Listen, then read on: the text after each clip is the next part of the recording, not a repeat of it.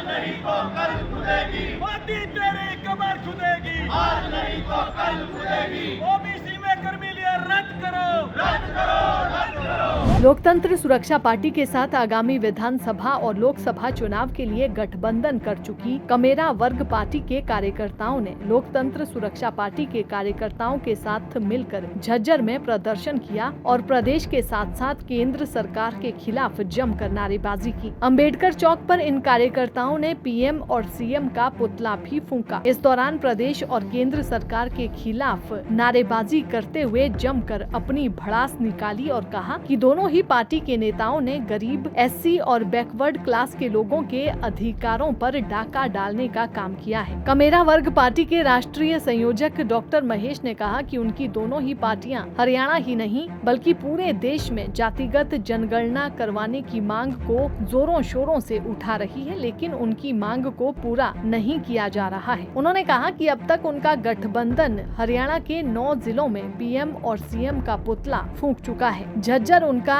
10वां जिला था। उनके गठबंधन को पूरे हरियाणा के 22 जिलों में पुतला फूंकने का लक्ष्य दिया गया है। उन्होंने कहा कि आने वाले विधानसभा और लोकसभा चुनावों में डबल इंजन की सरकार का पूरी तरह से सफाया किया जाएगा। आज भारतीय कमेरा वर्ग पार्टी और लोकतंत्र सुरक्षा पार्टी का जो गठबंधन 19 अक्टूबर को इस हरियाणा प्रदेश में हुआ, उसके बाद लगातार ये 10वां जिला है, जिसके अंदर झज्जर जिले के अंदर आज नरेंद्र मोदी और मनोहर लाल खट्टर जी का शव यात्रा के साथ साथ आज उनका शव दहन किया है, उनका अंतिम संस्कार किया है। ये इसलिए किया है कि नरेंद्र मोदी जो जातिगत जनगणना का मुद्दा आज इस पूरे देश के अंदर बड़ा ज्वलंत मुद्दा है, वो सेंटर के अंदर इस बात से बच रहे हैं। 100 साल से बीजेपी की सरकार बनी, कांग्रेस की सरकार बनी, तमाम सरकारें बनी, लेकिन जातिगत जनगणना किसी ने नहीं कराई। आज इस हरियाणा के अंदर गृह मंत्री अनिल विज और मुख्यमंत्री मनोहर लाल खट्टर का बयान आया कि हम जातिगत जनगणना नहीं कराएंगे।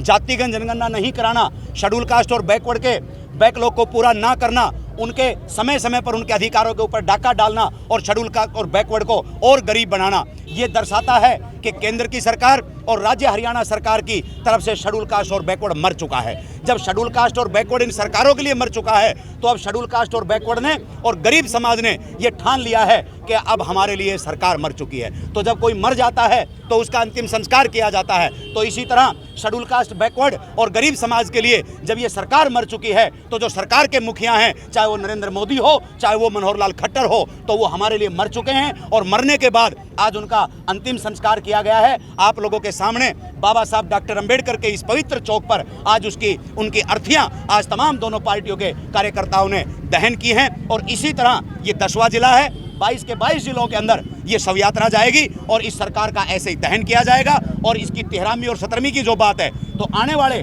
लोकसभा और विधानसभा के चुनाव में यहाँ से इस डबल इंजन की सरकार को खत्म करके गठबंधन 2024 में सरकार बनाएगा। और जब सरकार बनाएगा तो तमाम वो शेड्यूल कास्ट और बैकवर्ड के जो मुद्दे जो इन सरकारों ने कभी पूरे नहीं किए, चाहे वो जातिगत जनगणना की बात हो, चाहे वो ओबीसी में क्रीमिलेयर को खत्म करने की बात हो, चाहे वो शेड्यूल कास्ट के प्रमोशन में आरक्षण की बात हो, चाहे वो शेड्यूल कास्ट और बैकवर्ड के बैकलॉग की बात हो, चाहे वो सरकारें जब बनी तो उनको फ्री का लालच दे करके और उनकी शिक्षा और स्वास्थ्य और उनकी नौकरियों पे, उनके अधिकारों पे जो डाका डाला है, उन तमाम चीज़ों की पूर्ति की जाएगी। और इस हरियाणा को और इस देश को प्रगतिशील हरियाणा बना करके ही ये गठबंधन दम लेगा। दैनिक सवेरा के लिए झज्जर से सुमित कुमार की रिपोर्ट।